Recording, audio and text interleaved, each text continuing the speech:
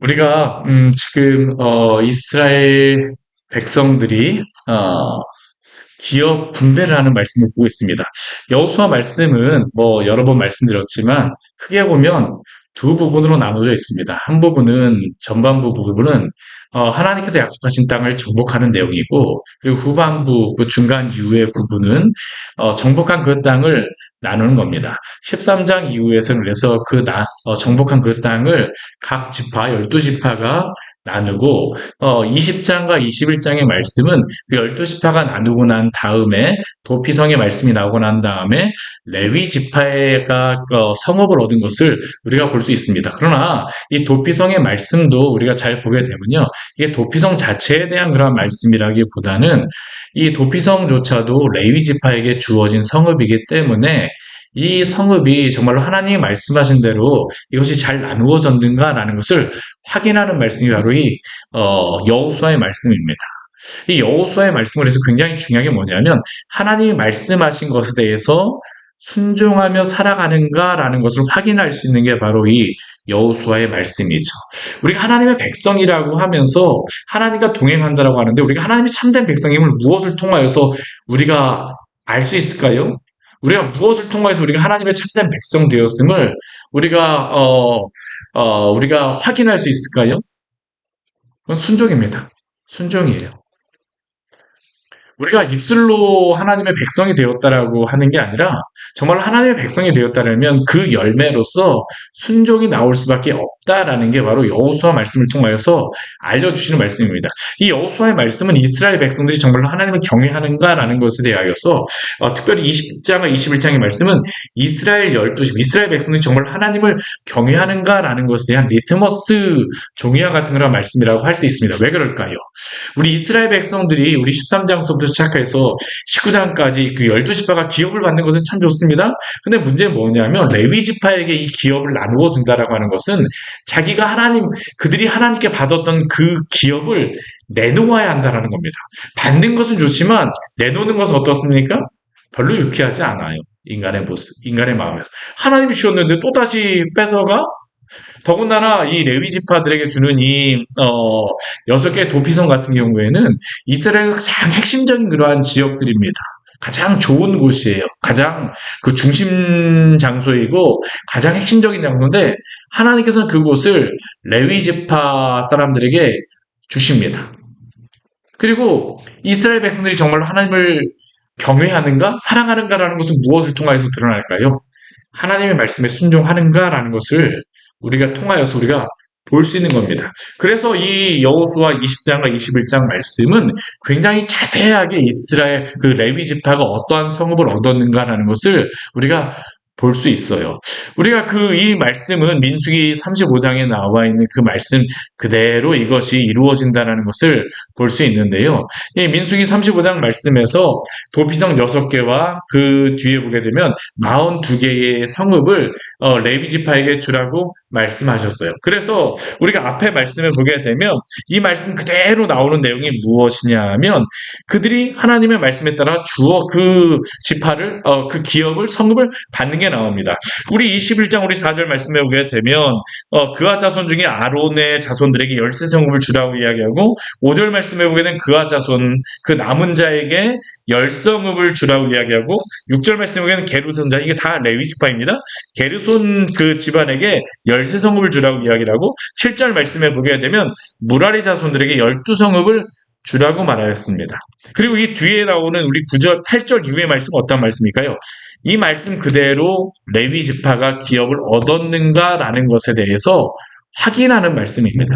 그러니까 하나님께서 그 말씀대로 순종하는 것을 얼마나 중요하게 여기시느냐라는 것을 우리가 이 말씀을 통하여서 알 수 있는 것이죠. 정말 하나님의 백성이 되었다면 순종이 그 삶 속에서 나오지 않을 수가 없습니다. 왜요? 하나님의 백성이 되었기 때문입니다. 이스라엘 백성들이 하나님의 백성이 되었기 때문에 그들이 하나님의 백성 되었음을 이것을 통하여서 증명하는 것입니다. 레위 지파에게 이 땅 그래서 그대로 줍니다. 우리 오늘 새벽에는 그래서 그앗 자손 중에서 제사장 아론이 받았던 그러한 우리 열세 성읍을 우리가 보았었고요.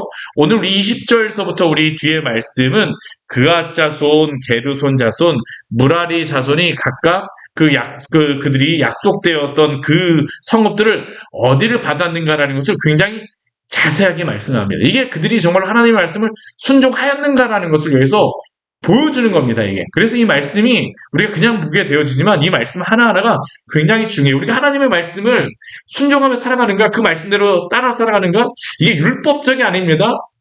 율법적으로 한다라는 것을 우리가 문자 그대로 살아간다고 하지만, 근데 문자 그대로 지키는 것을 우리가 함부로 폄하하면 안 돼요. 정말로 우리가 하나님의 말씀을 그대로 순종해야 됩니다. 문제는 무엇이냐? 그 안에 여호와를 경외함으로 사랑함으로 그 말씀을 순종하는가가 중요한 것이지, 말씀을 그대로 지키는 것 때문에 우리는 문제를 삼을 수가 없습니다. 이스라엘 백성들을 보십시오. 그대로 오늘 말씀에서 보게 되면 이 그앗 자손 같은 경우에 열 성읍을 받았다는 것을 우리가 알 수 있죠? 우리 한번 볼까요? 20절 말씀 한번 보십시오. 레위 사람인 그앗 자손이 에브라임 지파 중에서 그 성읍을 받았다라고 이야기합니다. 이 그앗 자손 같은 경우는 제사장 집안인 아론의 집안은 유다와 시므온과 이 베냐민 지파 남쪽의 그러한 그 지역을 받았었고요. 그앗 자손 같은 경우는 조금 더 북쪽, 이 유다 바로 위에 있는 에브라임의 그러한 그 지역을 중심으로 왔습니다. 에브라임, 단, 그리고 므낫세 반지파의 그러한 기업 중에서 이들이 땅을 받습니다. 우리 21절 말씀을 보게 되면 첫 번째 어떠한 그 땅을 받냐면 에브라임 산지 세겜을 받습니다. 세겜은 어떤 땅입니까? 가장 좋은 곳 중에 하나죠. 이스라엘 백성들이 이 여호수아 말씀에도 보게 되면 언약을 세웠던 것이 바로 이 세겜입니다. 아브라함도 가나안 땅에 처음으로 들어와서 예배를 드렸던 것도 바로 세겜입니다. 야곱도 예배를 드렸던 것이 바로 이 세겜입니다. 요셉의 무덤이 어디 있을까요? 바로 이 세겜에 있었습니다. 가장 에브라임에서 가장 중요한 그러한 장소를 누구와 이곳에 있도록 했냐면 바로 이 레위 자손이 있도록 했습니다. 가장 중요한 장소. 이게 도피성으로서 주어졌죠. 그리고 그 다음에 보게 되면 게셀, 깁사임, 베토론, 그리고 이 네 개의 성읍이 에브라임 지파 가운데에서 그앗 자손에게 주어진 네 개의 성읍이고요. 또 우리 단 지파에서도 네 개의 성읍을 주게 되는데 엘드겔, 깁부돈, 아얄론, 가드림몬의 그 네 개의 성읍이 또한 그앗 자손에게 주어집니다. 이렇게 8개가 주어졌어요. 그리고 우리 25절 말씀을 보게 되면 므낫세 반지파, 이 요단 서편에 있는 므낫세 반지파에게서도 2개의 그러한 성읍을 받게 되는데 다낙과 가드림몬입니다. 근데 이게 참 공교롭게도 우리 24절 말씀을 보게 되면 단지파 중에서도 가드림몬을 이 레위 그앗 자손에게 주고요. 이 므낫세 반지파도 가드림몬을 줍니다. 이게 똑같습니다. 똑같아요. 그런데 동일한 지역은 아닙니다. 왜냐하면 각 지파가 받은 지역이 다르기 때문에. 그러나 에브라임 지파에게서 4개, 단지파에게서 4개, 므낫세 반지파, 반은 또 요단 동편에 있기 때문에 거기서도 또 2개를 이제 주게 됩니다. 그래서 므낫세 반지파도 여기에서는 요단 서편에서는 2개의 것을 이 그앗 자손에게 줌으로 말미암아 10개의 성읍이 이 그앗 자손의 그러한 성읍이 되어지게 됩니다. 그리고 우리 27절부터 33절까지의 말씀은 게르손 자손에게 주어지는 그 성읍을 이야기하는데, 이 게르손 자손은 어디 땅을 얻었냐면 이사갈 지파, 그리고 아셀 지파, 납달리 지파가 받았던 그러한 기업 중에서 땅을 받습니다. 그 지역은 어디냐면 갈릴리 지역 중에서 받는 겁니다. 갈릴리 지역. 갈릴리 지역을 중심으로 다 이사갈, 아셀, 납달리가 다 이 갈릴리 지역이 있었기 때문에 이 지역 중에서 줘요. 그런데 참 독특하게도 므낫세 반지파가 요단 동편에 있음에도 불구하고 므낫세 반지파의 그러한 기업 중에서 일부를 이 게르손 자손이 성읍으로 받게 됩니다. 그래서 말씀해 보게 되면 먼저 게르손 자손 같은 경우 므낫세 반지파, 앞에 우리 므낫세 반지파 요단 서편에서 기업을 받았었는데 이번엔 요단 동편에서 게르손 자손이 므낫세 반지파에게서 도피성으로서 가장 곤란을 받게 되고요. 그리고 또한 부에스드라라고 하는 그러한 지역까지에서 두 성읍을 받습니다. 그래서 므낫세도 4개의 성읍이 그 레위 지파에게 주어지는 것이고요. 이사갈 지파에서는 기사갈과 다브락과 야르뭇과 간님 해서 4성읍이 이사갈 지파에서 이 게르손 자손에게 줍니다. 아셀 지파도 4개의 성읍이 주어지는데 미살, 압돈, 헬갈, 르옵 이렇게 4개의 성읍이 이 게르손 자손에게 주어지게 되고요. 납달리 지파 중에서도 납달리 지파 같은 경우도 4개의 성읍이 3개의 성읍이죠. 갈릴리 게데스와 함못돌과 가르단이 주어졌다고 합니다. 그러니까 이 게르손 자손 같은 경우에는 공교롭게도 여기에 보게 되면 2개의 그러한 도피성을 관리하였던 게 바로 이 게르손 자손입니다. 그래서 이들이 모두 13성읍을 받게 되어집니다. 하나님의 말씀대로 그대로 주어지는 것이죠. 앞에 우리 21장 우리 6절 말씀에 13성읍이 받게 하였다라는데 그 13성읍이 여기에서 정확하게 설명하고 있는 거예요. 하나님의 말씀대로 그대로 주어졌다라는 겁니다. 우리 그 뒤에 말씀에도 보게 되면 무라리 자손이 받는 그러한 기업을 말씀하고 있는데요. 그 무라리 자손이 받았던 그러한 기업은 어디 지역을 중심으로 받냐면 요단 동편 지역을 중심으로 받습니다. 요단 동편 지역을. 그래서 요단 동편 중에서도 갓과 르벤 땅을 중심으로 받아요. 이게 참 재미있는 게 뭐냐면 므낫세 반지파, 갓, 르우벤에서 요단 동편을 그냥 한 그 레위 지파에게 주는 것이 아니라 므낫세 반은 여기 갈릴리 지역에 있는 이 게르손 자손에게 이것들을 주고 이 요단 동편의 중심으로다 갓과 르우벤은 누구에게 이 성읍을 레위 지파의 어떤 지파에게 주냐면 무라리 자손에게 이 요단 동편의 성읍을 중심으로 주게 됩니다. 그런데 좀 독특한 게 이것도 이 무라리 자손 중에서 스불론 지파의 그러한 기업도 얻게 되는데 스불론 어디 있냐면 이 갈릴리 지역에 있습니다. 갈릴리 지역.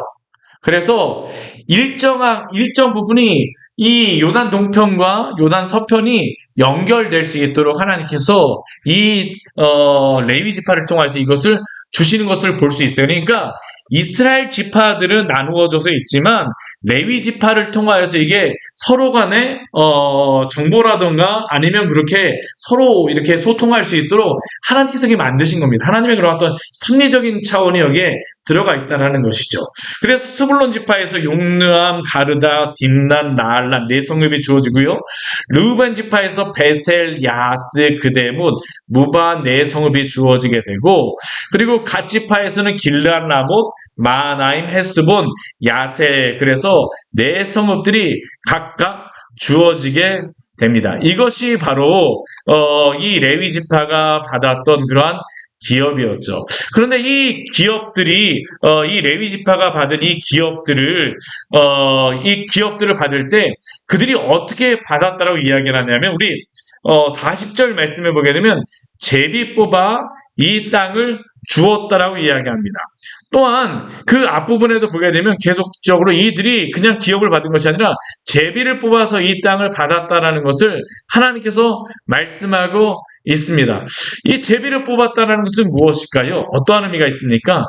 하나님께서 이것을 직접 나누어 주신다라는 의미입니다. 우리 제사장 같은 경우에 보게 되면 이 제사장들이 이 제비 뽑기를 할 수 있도록 흉패 안에 판결의 흉패 안에 우림과 둠밈을 두었었는데 그것을 가지고 제비를 뽑았었겠죠. 그 우림과 둠밈을 통하여서 제사장들이 하나님의 뜻을 묻는 것입니다.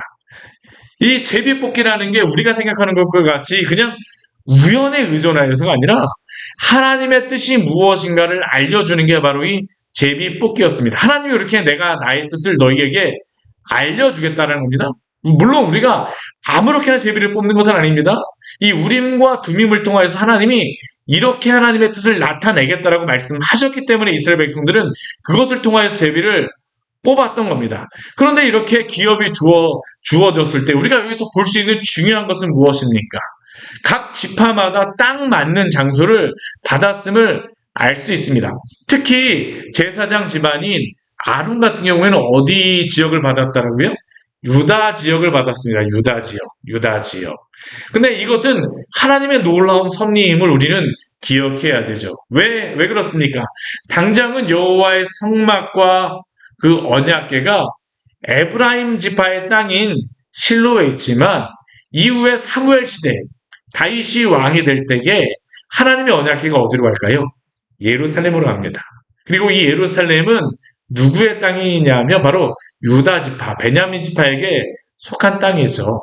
그래서 이후에 제사장들이 예루살렘에서 하나님을 섬기는데 집중할 수 있도록 하나님께서는 이렇게 모든 것들을 다 계획하시고 예비하셨음을 우리는 기억해야 됩니다. 예루살렘도 그렇습니다. 우리가 앞에서 보았던 그러한 말씀이지만 이 예루살렘 같은 경우에도 원래는 유다가 자기의 땅이라고 생각해서 그 땅을 정복하였었지만 나중에 그 땅이 베냐민 지파에게 주어집니다. 그러자 유다와 베냐민이 서로 껄끄러우니까 그 예루살렘을 점령하지 않습니다. 나중에 누가 그 땅을 점령할까요? 다윗이 왕이 되었을 때에 예루살렘을 도성으로 정하고 수도로 정하고 그곳에 하나님의 그러한 그 언약궤를 가지고 와서 하나님을 섬기는 장소로 하나님께서 사용하셨던 겁니다. 이러한 것을 통해서 우리가 무엇을 할 수 있습니까? 하나님의 섭리와 계획은 한치 오차도 없이 빈틈도 없이 이루어진다라는 그러한 사실입니다. 사랑하는 여러분, 하나님의 일하심이 얼마나 놀라우며 그분의 역사는 우리의 예상과 기대를 뛰어넘는다는 것을 기억하십시오. 우리가 당장은 어찌할지 몰라서 안달복달할 때가 얼마나 많습니까? 그러나 우리 하나님의 말씀을 통하여서 또 우리가 살펴보게 되면 한 발자국만 뒤로 물러서서 우리가 하나님의 일하심을 본다면 우리의 생각이 얼마나 짧으며 단편적인지를 알 수 있습니다. 하나님이 일하시는 방법은 다양할 뿐만 아니라 놀라우셔서 우리의 지혜와 계획이 미치지 못합니다. 성경의 여러 말씀을 보십시오. 요셉이 애굽의 종으로 팔려가고 감옥의 죄수로 붙잡히게 되나 하나님은 그 요셉의 그러한 모든 것들을 무엇으로 말씀하십니까? 형통하였다라고 말씀하십니다. 이것은 단순히 요셉의 삶이 형통하였다라는 그러한 의미보다도 하나님의 계획이 중단 없이 형통하게 이루어지고 있음을 우리에게 말씀하는 겁니다. 요셉이 애굽에게 팔려간 것이 어찌 우연이라고 할 수 있겠습니까? 그것은 우연이 아닙니다. 요셉과 야곱의 가족을 향한 모든 과정은 하나님의 섭리와 주권에 따른 것이었습니다. 요셉의 마지막에 고백을 들어보십시오. 당신들은 나를 헤아려 하였으나 하나님은 그것을 선으로 바꾸사 오늘과 같이 많은 백성의 생명을 구원하게 하시려 하셨나니. 참으로 하나님의 섭리와 계획은 그 순간에는 도저히 우리가 그 뜻을 판단하거나 납득할 수 없는 것처럼 보이기도 하지만 하나님의 계획은 하나님께서 추구하시는 원대한 뜻과 계획을 반드시 성취합니다. 그러므로 오늘 나의 유한한 생각이나 지식으로 하나님의 뜻을 판단하거나 성급하게 원망하고 불평하며 의심하지 마십시오. 하나님께서는 반드시 당신의 선하신 뜻을 따라 우리의 모든 삶 가운데 이 모든 역사 가운데에 이루실 것입니다. 이사야서 55장 말씀, 우리가 참 저도 좋아하는 그런 말씀인데 이러한 말씀이 있습니다. 너희는 여호와를 만날 만한 때에 찾으라. 가까이 계실 때에 그를 부르라. 악인은 그의 길을, 불의한 자는 그의 생각을 버리고 여호와께로 돌아오라. 그리하면 그가 긍휼히 여기시리라. 우리 하나님께로 돌아오라. 그가 너그럽게 용서하시리라. 이는 내 생각이 너희의 생각과 다르며 내 길은 너희의 길과 다름이니라. 여호와의 말씀이니라. 이는 하늘이 땅에서 높음 같이 내 길은 너희의 길보다 높으며 내 생각은 너희의 생각보다 높음이니라. 하나님의 길은 우리의 길과 다를 수 있습니다. 그러나 하나님의 그 길이 또한 우리에게 가장 좋은 길임을 기억하며 하나님의 그 생각이 가장 선하신 생각임을 인정하며 믿음으로 그를 신뢰하며 의지하시기를 바랍니다. 오늘 그리고 나서 이 뒤에 말씀을 보게 되면요.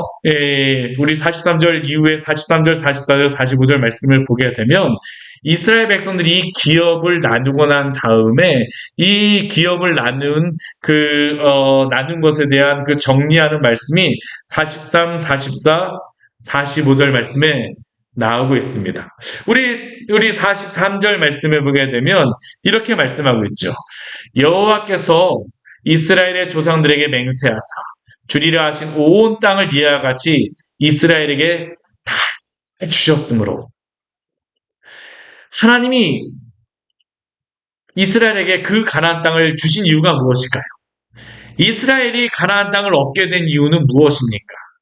그것은 방금 전에 제가 읽은 것과 같이 하나님께서 이스라엘 자손에게 맹세하셔서 주리라고 약속하셨기 때문입니다. 우리는 그 이유가 이스라엘이 잘 싸워서 이스라엘이 협력을 잘해서라고 말하면 안 됩니다. 실제로 우리들도 그렇게 말하기 쉽죠. 우연히 되었구나.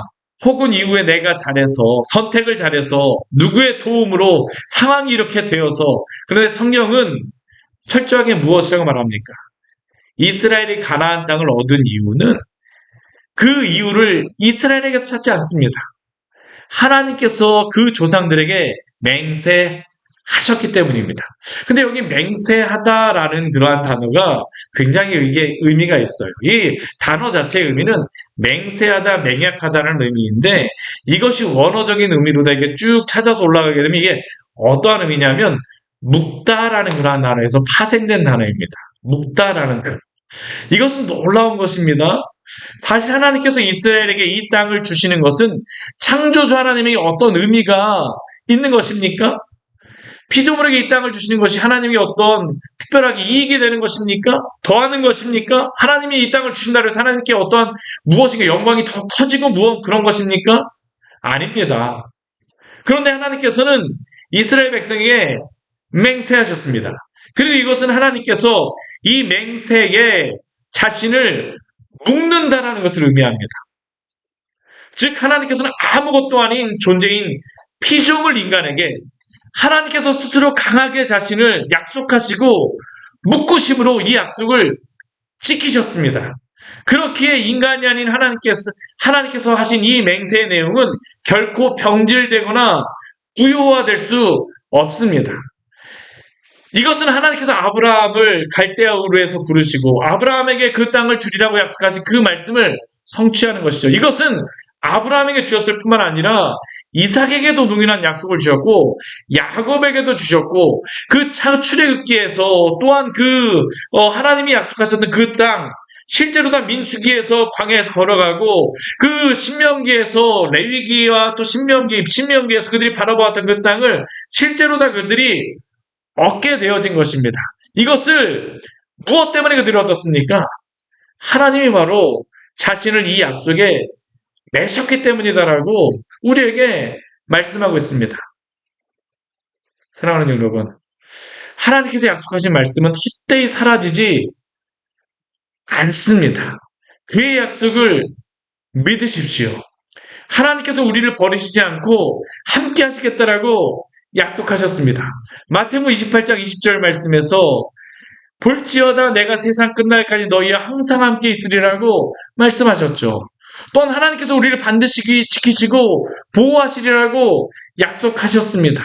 두려워하지 말라라고 말씀하십니다. 무엇을 먹을까 무엇을 마실까 걱정하지 말라라고 말씀하십니다. 또한 하나님께서는 반드시 우리를 주님의 나라로 인도하시겠다라고 약속하여 주셨습니다. 하늘에서 내린 비가 땅을 적셔서 열매를 맺게 하듯이 주의 입에서 나오는 모든 말씀은 결코 헛되이 돌아가지 않는다는 것을 믿으시기를 바랍니다. 이사야서 55장 말씀에 보게 되면 놀라운 말씀이 나와 있습니다. 우리 같이 한번 이 말씀을 같이 한번 찾아보도록 할까요? 우리 이사야서 55장 우리 10절과 11절의 말씀입니다. 이사야 55장 10절과 11절의 말씀입니다. 놀라운 말씀이에요. 이사야서 55장 10절과 11절 말씀입니다. 같이 한번 읽겠습니다. 이는 비와 눈이 하늘로부터 내려서 그리로 되돌아가지 아니하고 땅을 적셔서 소출이 나게 하며 싹이 나게 하여 파종하는 자에게는 종자를 주며 먹는 자에게는 양식을 준과 같이 내 입에서 나가는 말도 이와 같이 헛되이 내게로 되돌아오지 아니하고 나의 기뻐하는 뜻을 이루며 내가 보낸 일에 형통함이니라. 아멘. 하나님 어떠한 분이십니까? 비와 눈이 하늘에서 내릴 때 헛되이 내리지 않습니다. 비와 눈이 내리게 되면 그 내린 비와 눈을 통하여서 소출이 나게 하면 싹이 나는 것처럼 하나님의 입에서 나오는 그러한 말씀도 헛되이 돌아가지 않는다라고 말씀하세요. 나의 기뻐하는 뜻을 반드시 이룬다라고 말씀하십니다. 하나님은 결코 거짓말을 하는 분이 아니십니다. 민수기 23장 19절 말씀 우리에게 이렇게 말씀하죠. 하나님은 사람이 아니시니 거짓말을 하지 않으시고 인생이 아니시니 후회가 없으시도다. 어찌 그 말씀하신 바를 행하지 않으시며 그 말씀을 실행하지 않으시랴. 우리의 믿음의 선배들은 바로 맹세하여 주시라고 약속하신 이 말씀들을 붙잡고 살아갔던 사람들입니다. 끝까지 믿고 확신하며 낙심하지 않고 죄와 싸우며 담대하였습니다. 그러므로 하나님의 말씀을 붙들고 담대하시기를 바랍니다. 그리고 또한 오늘 말씀해 보게 되면 한 가지만 더 말씀드릴게요. 오늘 44절 말씀해 보게 되면 이렇게 이 땅을 주면서 이렇게 말씀하고 있어요. 여호와께서 그들의 주위에 안식을 주셨으되. 이것은 너무나 놀라운 말씀이죠. 우리 오늘 여호수아 21장 44절 말씀. 여호와께서 그들의 주위에 안식을 주셨으되. 참된 안식은 하나님께서 주십니다. 안식은 하나님으로부터만 오는 것입니다. 참된 안식은 사람이 만들어낼 수 없습니다.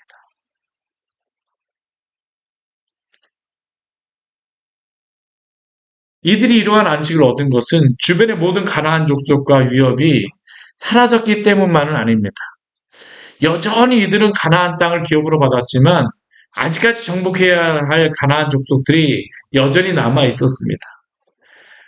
많은 가나안 사람들이 그곳에 살고 있었습니다. 그러나 이들이 안식을 누릴 수 있는 것은 오늘 말씀과 같이 가나안 족속들에게서 하나님께서 이스라엘의 맞설 엄두를 내지 못하도록 하시고 이 땅을 주셨기 때문입니다. 이처럼 참된 안식은 하나님께로부터 옵니다. 오직 하나님만이 우리 영혼의 안식이요 또한 구원이십니다. 그렇게 우리가 안식을 누리려면 어떻게 해야 될까요? 하나님 의지해야 됩니다. 다른 방법으로서는 안식을 누릴 수가 없습니다. 그런데 안타까운 것은 많은 사람들은 심지어 성도들마저도 하나님이 아닌 세상에서 안식을 찾으려고 합니다. 이것만 있으면, 이것만 성공하면, 이것만 성취하면. 그러나 하나님 뭐로 먼저 안식하지 않고 그리스도로 먼저 안식하지 않는 행동과 노력은 오히려 우리에게 안식을 주지 못하고 허무와 불안과 두려움만을 가중시킬 수밖에 없습니다. 목마른 자가 아무리 바닷물을 많이 마신다라고 할지라도 그 갈증을 해소할 수 없듯이 우리 영혼의 갈증을 해소하기 위하여서는 우리 영혼의 셈이자 안식의 근원이 되시는 하나님께로 돌아가야 합니다. 우리 예수님께로 돌아가야 되죠. 그래서 예수님께서는 마태복음 11장 28절에 우리에게 이렇게 말씀하지 않았습니까? 수고하고 무거운 짐진 자들아 다 내게로 오라. 내가 너희를 쉬게 하리라. 우리 주님 안에서 이 안식을 누리기로 원합니다. 거친 세상에 풍파가 없는 것이 아닙니다. 성도에게는 여전히 풍파가 있습니다. 오늘 말씀 보십시오. 여전히 가난한 백성이 있습니다. 그러나 그 안에서도 주님을 안식으로 찾는 사람들은 평안으로 인정하며 그 안에 거하는 사람들은 어떠한 순간에도 흔들리지 않고 주 안에서 그 안식을 누릴 수 있습니다. 왜요? 그리스도가 이미 승리하셨기 때문이죠. 그렇기에 끝까지 이 믿음 잃지 말고 주 안에서 안식하고 평안을 누리기를 원합니다. 같이 기도하도록 하겠습니다. 우리 오늘 말씀 같이 기억하면서 우리 기도하기로 합니다. 하나님께서 우리에게 안식을 주시는 분이십니다. 이스라엘 백성들에게 하나님이 약속하신 대로 그 땅을 주셨습니다. 그들이 잘해서 얻은 것이 아니라 하나님이 주신 땅입니다. 맹세하라, 맹세하사 주리라 하신 온 땅을 이스라엘에게 다 주셨습니다. 하나님이 이 땅을 주시기 위해서 스스로 자신을 이 언약에 매셨습니다. 그리고 그 약속의 말씀을 우리한테 주신 것이죠. 하나님의 말씀을 해서 능력이 있습니다. 그리고 그 말씀을 붙드는 자들은 참된 안식을 누릴 수 있습니다. 우리가 참된 안식을 누린다는 것은 무엇일까요? 그 말씀 붙들고 살아가는 겁니다. 변하는 세상 가운데서 변치 않는 하나님 앞에 소망을 들고 오늘도 살아계셔서 역사하시는 주님을 바라보며 주님의 말씀 안에서 우리가 위로를 받고 소망을 얻게 하여 주시옵소서. 우리 잠시 같이 기도하도록 하겠습니다. 같이 기도하시겠습니다. 하나님 아버지 오늘 말씀을 통하여서 우리의 귀한 은혜를 주니 감사를 드리며 내 마음이 이리저리 흩어질 때 주님 때에 주님을 의지하게 하여 주시옵소서. 주님만 바라보게 하여 주시옵소서. 주님만 따르게 하여 주시옵소서.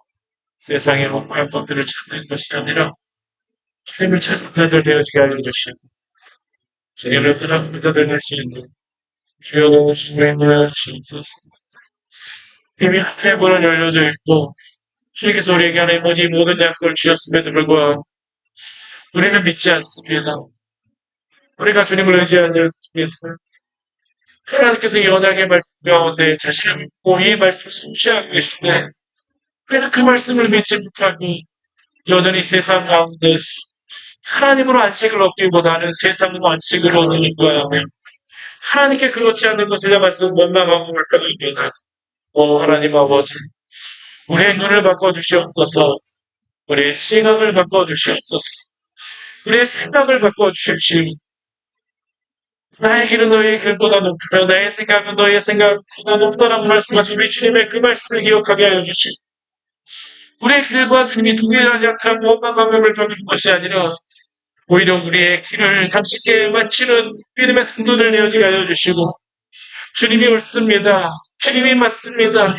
고백하며 하나님 아버지 믿음으로 주 앞에 나아갈 수 있게 주여 도우시고 인도하여 주시옵소서. 우리에게 믿음을 더하여 주십시오. 우리에게 믿음을 더하여 주시옵소서. 주님을 바라보게 하여 주시옵소서. 주님을 의지하게 하여 주시옵소서. 주님만을 따르게 하여 주시옵소서. 주님만을 의지하게 하여 주시옵소서.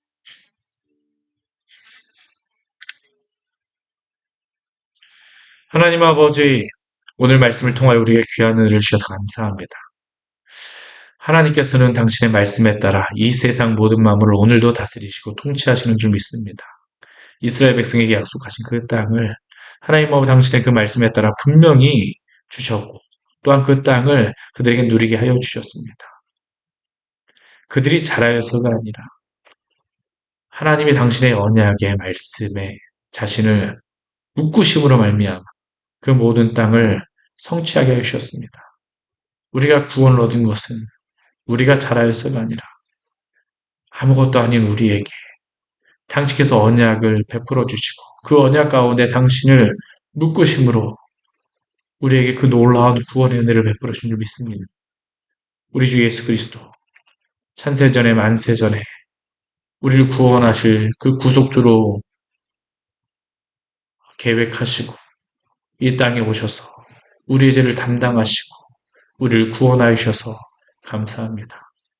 또한 우리에게 약속하신 그 모든 약속의 말씀들이 오늘도 당신의 말씀에 따라 우리에게 주어져 있고 또한 성취되어지는 줄 믿습니다.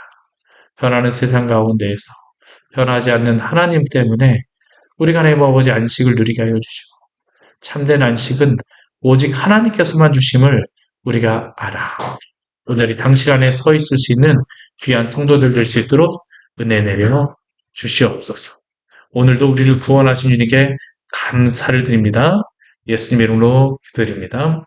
아멘.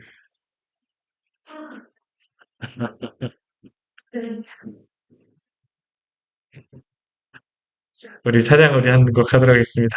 하늘의 문을 여소서 같이 나가겠습니다.